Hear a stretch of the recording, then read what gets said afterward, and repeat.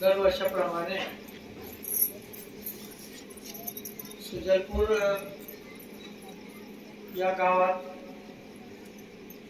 सतीपती आरती पूजन हा कार्यक्रम दरवर्षी होत असतो आणि या वर्षीही आपला हा आरती पूजनाचा कार्यक्रम या ठिकाणी संपन्न होत आहे।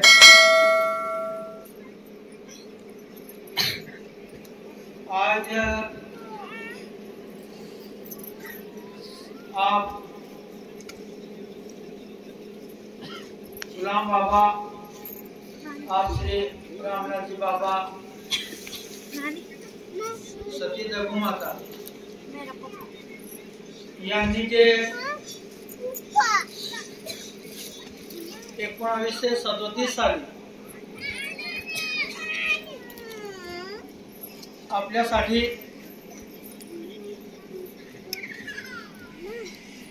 सतीपती आरती पूजन आणि आप मूळ धर्म आपकी जे असं आपल्या सर्वांसाठी बाबा या ठिकाणी बाबांचा अवतार आला आणि आपल्याला एक खूप चांगला मार्ग त्यांनी एकेकाळी आपल्या समाजावर म्हणा सर्वांवर सर्व 98 ज्ञातीतील धर्म चालवावा असं बाबांचं वाक्य आहे आणि आपल्या सर्वांसाठी बाबांनी एक खूप मोठं कार्य जे कधी संपणार नाही असे विशाल असे कार्य आपल्यासाठी बाबा या ठिकाणी आले आणि त्यांनी ते आपल्यासाठी खूप मोठं कार्य उभं केलं आणि आपल्याला त्यावेळेस सुद्धा बाबांनी 1937 सालापासून आजपर्यंत आपला हा जो समाज आहे रंजनपूर येणारा समाज म्हणजे आपण सर्व आपल्या हा कार्यामध्ये आपल्या सर्वांना माहिती आहे की हे आपलं कार्य हे 98 ज्ञातीतील धर्म चालवणं असं बाबांनी सांगितले आणि सर्व हे जे कार्य ज्यावेळेस ओपन होत होतं ज्यावेळेस बाबांनी कार्याची स्थापना केली तेव्हा या कार्यामध्ये मारवाडी समाज होता, ब्राह्मण होते, नावी होते, असे अनेक सर्व 98 ज्ञाती समाजाच्या ठिकाणी सर्वांच्या साक्षीने या आप मूळ धर्माची स्थापना केली गेली। आप मूळ धर्म म्हणजे मानव धर्म असं बाकी काही ठिकाणी मला विचारतात आप मूळ धर्म म्हणजे हिंदू धर्मापासून वेगळा आहे का असं तसं काही ठिकाणी विचारत असतात। पण ती परिस्थिती अशी होती की त्यावेळेस सर्वांना एकत्र करण्यासाठी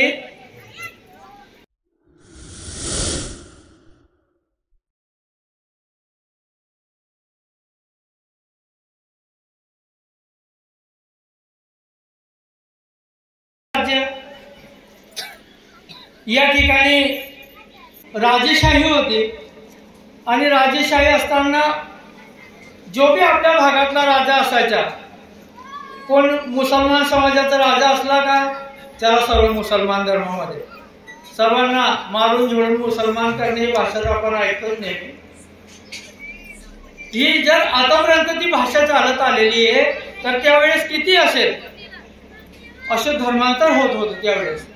आणि आता बी बघा अक्कलकोट तालुक्यामध्ये आपण बघतो आता सुद्धा आपले काय बंधू आपले सर्व मुसलमान झालेले इकडे नवापूरकडे ख्रिश्चन झालेले अशी परिस्थिती ही त्यावेळेपासून सर्व राजेशाही चालली गेली सर्व चाललं गेलं पण ते आजपर्यंतचा या ठिकाणी धर्मांतर होत आहे। आणि आता आपल्या आपण स्वतः बघतो कशी परिस्थिती आहे अक्कलकोट तालुका आणि नवापूर तालुक्यामध्ये, तर त्यावेळेस ना किती किती किती जबरदस्त होते विचार करण्यासाठी. आणि म्हणून बाबांनी हा मूळ धर्म असा मानव धर्म काढला की सर्वांना एका ठिकाणी आणून त्यांनी आपल्याला सांभाळून ठेवलं. आणि त्यावेळेपासून ज्या वेळेस बाबांनी हे कार्य ओपन केलं त्यावेळेला ही सतीपती आरती, या आरतीच्या माध्यमातून समाजाला सर्वांना ही जी आरती आपण बोलली, आता जे बोललो आपण आरती, सतीपतीची आरती ही जी बोलली गेली ती आरती त्यावेळेस सोमवारी ही आरती बोलायची. आणि सोमवारी वेगवेगळ्या भागातून सर्व त्या आरतीला सामील होण्यासाठी समाज रंजनपूरला आल्यानंतर सर्व समाज सोमवारच्या दिवशी व्यसनमुक्त होत होता. कोण दारू सोडत होते, कोण मांस मच्छी सोडत होते. त्यांना असं बाबांनी कधी असं दोरा धागा करायची बाबांनी केलं नाही. हे दोरा धागा करायचे काम रंजनपूरला आले की बाबा डायरेक्ट त्या ठिकाणी बस स्टँड जवळ जे आता बाबांची समाधी आहे त्या ठिकाणी समाज गोळा व्हायचा आणि तिथं बाबा सर्वांना उपदेश द्यायचे. सर्व समाजाला, सर्व जे कोणबी आले त्यांना आपली जी परिस्थिती आहे ही कशी सुधरेल, समाजावर जे व्यसनाधीनता आहे ही कशी कमी होईल. आणि आपण त्या वेळेला एकदम जो या ठिकाणी ब्रिटिश सरकारचं राज्य असताना सुद्धा आपण एकत्र राहायचो नाही. आपल्या सर्वांना त्यांनी बाबांनी या माध्यमातून सर्वांना एकत्र आणलं आणि सर्व व्यसन मुक्त समाजाला त्यावेळेस केलं. दारू ताळी सर्व केलं. आता बी काही लोक दारू सोडायला खूप लांब लांब जातात. आपल्याला माहिती, दारू सोडायला गेले का तिथे एक दोरा धागा करणारा असतो, बांधणारा असतो. आणि ती किती लोकांची सुटते. एक दोन लोकांनी जेम सोडलेली दिसत नाही तर ते थोड्या दिवसात परत तो दोरा बांधलेला का असतो तो काढून फेकून देतो, कधी प्यायला लागतो. असं त्यावेळेचा समाज नव्हता. आणि आता बी आपण सर्व त्या मार्गावर चालून राहिले म्हणून आपल्याला काही वाटत नाही तर बाकीच्यांना ती सोडायची म्हणजे खूप जीवावर येते. असं वाटतं की आपण काहीतरी खूप मोठी चूक करून राहिलो असं त्यांना वाटतं. खाऊन पिऊन मरून जावे असं बी काय बोलतात. खाऊन पिऊन मरायचे आहे, कोण एवढे दिवस कोण जगले आज आपण राहणार, आपण नाही राहणार हे तर सर्वांनाच माहिती आहे. सर्व देवी देवता जे बी आजपर्यंत या सृष्टीवर आले सर्वांनाच जावं लागलं. पण ते काय काम करून गेले, समाजासाठी काय त्यांचं योगदान असं होतं, त्यांनी काय केलं आपल्यासाठी, हे आपण त्यांनी जे केलं त्याच्या मार्गावर चालतो आहे. म्हणून आपल्याला आपले चांगले दिवस आहेत, नाही तर आपण बी असं ठोकरा खात फिरलो. आणि त्या टायमाला सतीपतीची ही जो आरती बाबांनी काढली. सतीपती आरती म्हणजे आता आम्ही पती पत्नी दोघं मिळून आरती केली, बाबांची आरती. ही त्यावेळेला रंजनपूर समाज यायचा आणि सर्व सतीपती आरती करायचे. पहिलं बाबांच्या आरतीमध्ये सामील व्हायचे. ती आरती झाल्यानंतर पती आणि पत्नी दोन्ही मिळून सतीपतीची आरती करायचे. एवढं बाबांवरती एवढा विश्वास समाजाचा आणि ती आरती होत होती. आणि खूप वेगवेगळ्या भागातून समाज बी येत होता. बाबा सांगायचे अनंत नामों की एक नवी नाव बनाऊंगा, उसमें सती देवी लोगों को बैठा के माया सागर पार करूंगा. हे बाबांचे शब्द आहे. अनंत नामों की एक नवी नाव म्हणजे काय, आपण दुसरी नाव नाही, ही नदीमध्ये चालते ती नाव नाही, ही माया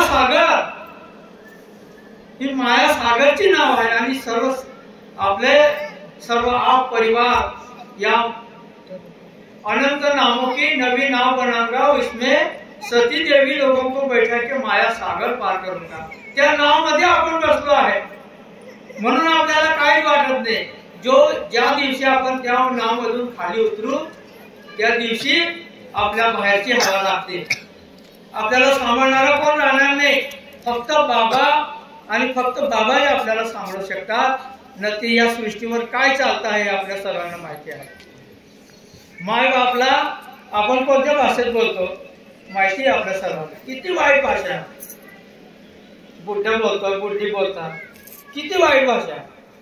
पण हा परिवार मध्ये कशी भाषा आहे. महापूज्य हम माता पिताजीने जगत दिखाया. माता पिताची भाषा एवढी. ते हे संस्कार आहेत आपले. हे संस्कार टाकणारे गुलाम बाबा, रामनाथ बाबा, दगू माता यांनी हे संस्कार आपल्यावर टाकलेले. आणि आता आपण बी त्या मार्गावर चालू आहे म्हणून. नाही तर आपण बी जर या आप परिवार मधून निघालो तर आपण बी संपून जाणार.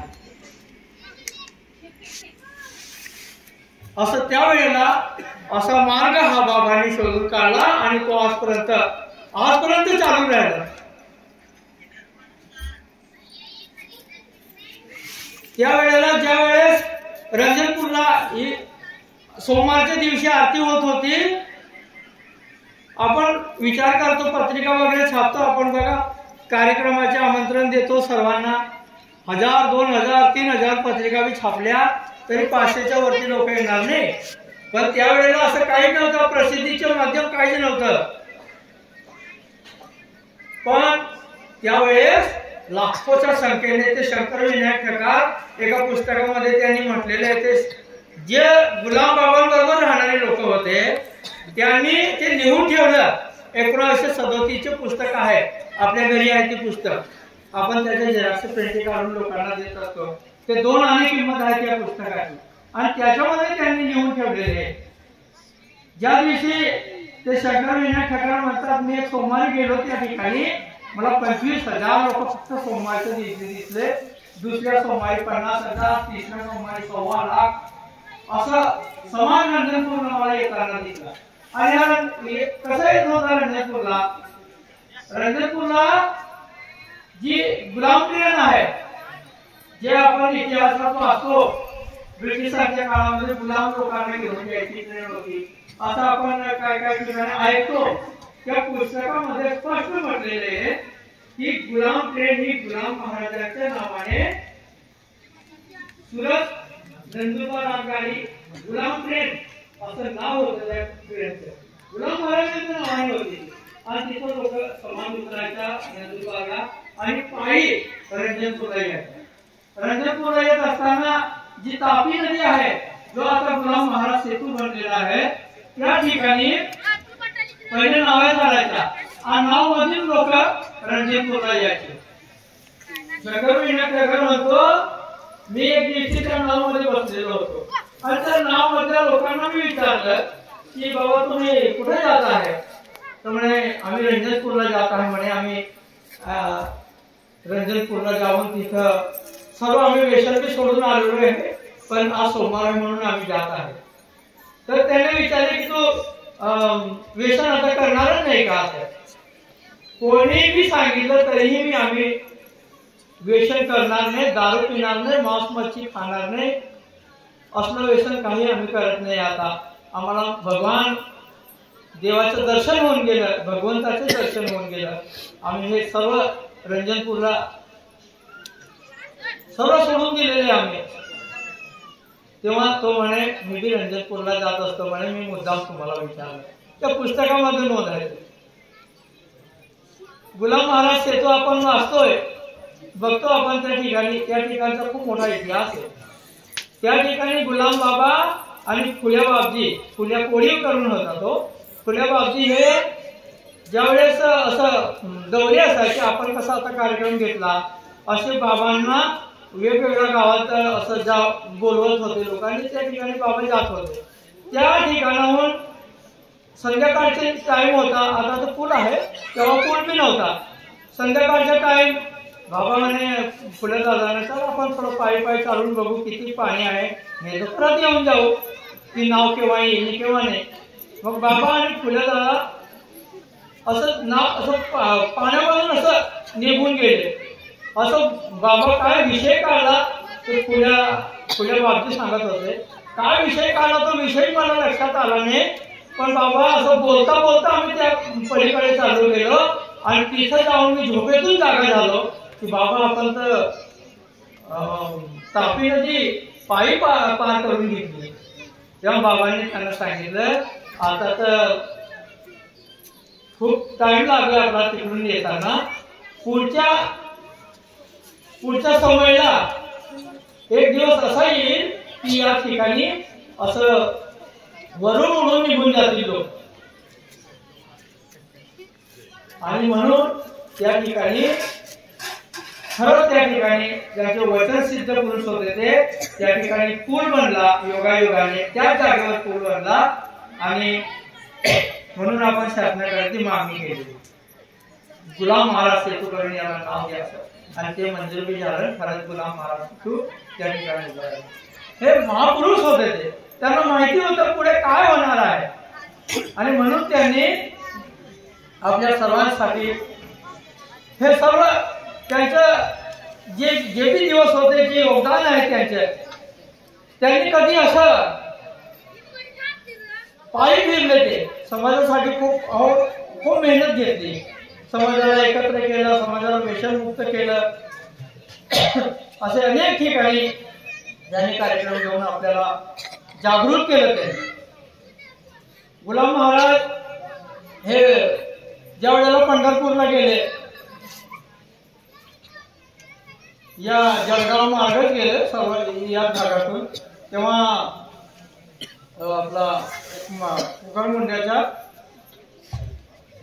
संतोजी महाराज यांनी त्याच्या बरोबर गेले. संतोजी महाराज त्या ठिकाणी जेव्हा आपला पंढरपूरला पोहोचले, विठ्ठल भगवंताच्या त्या पंढरपूरमध्ये, तेव्हा बाबांना त्यांनी सांगितलं, ते बी संतोजी महाराज सांगतात, त्यांच्याकडे पुस्तक आहे, ती नोंद आहे त्यांच्याकडे संतोजी महाराजांच्या कोकण मंडळाला. ते असं म्हणतात बाबांना त्या ठिकाणी बाबांना त्यांनी ते गाळं वगैरे काय आणलं असेल, तांगा आणला असेल, तेव्हा बाबांना त्या ठिकाणी त्यांनी थांबवलं. बाबा तुम्ही थोडा वेळ हे तांगा वगैरे सांभाळा, आम्ही विठ्ठलांचं दर्शन घेऊन येतो, तोपर्यंत इथं थांबा.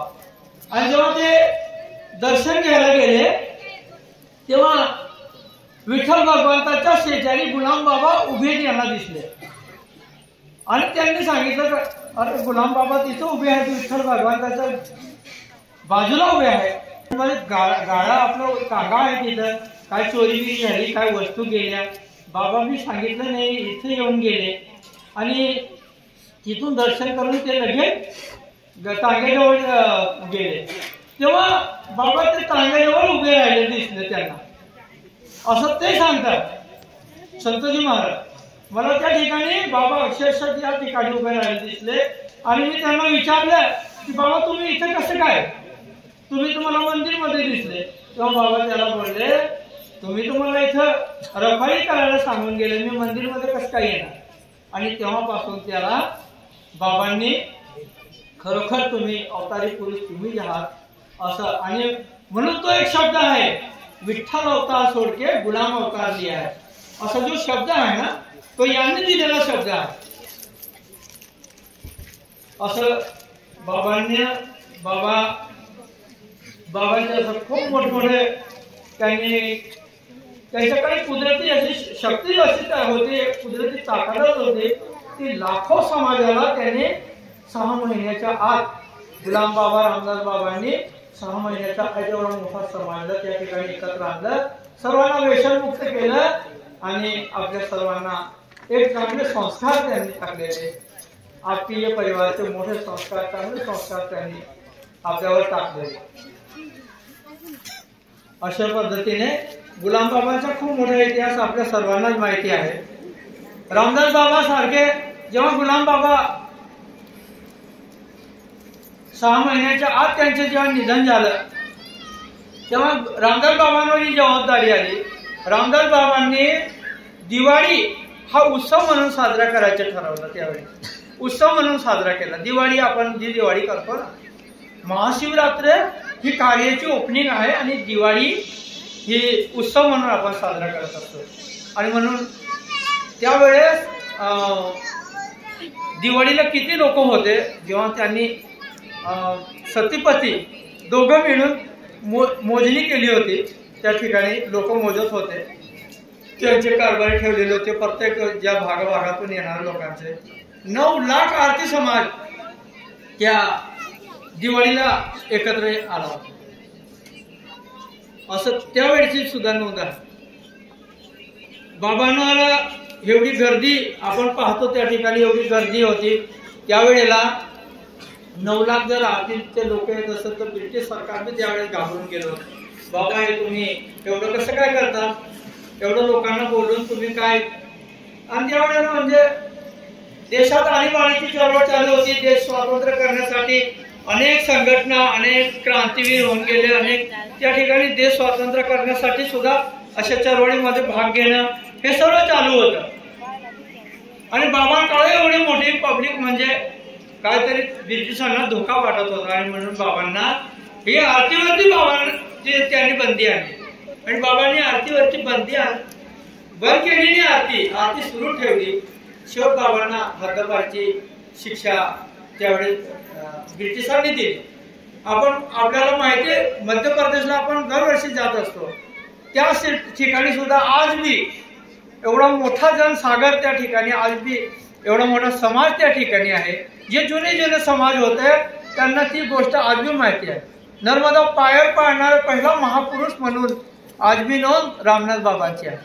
एवढी नर्मदा जोराने वाहत होती तरी सुद्धा त्याला पायर पाडून दिलं, पायी निघून गेले बाबा त्या नर्मदामधून। एवढा मोठा समाजाला पायी काढलं। एक चमत्कारी महापुरुष म्हणून आज जो मध्य प्रदेशचा समाज हा रामनाथ बाबांना आज बी म्हणतोय।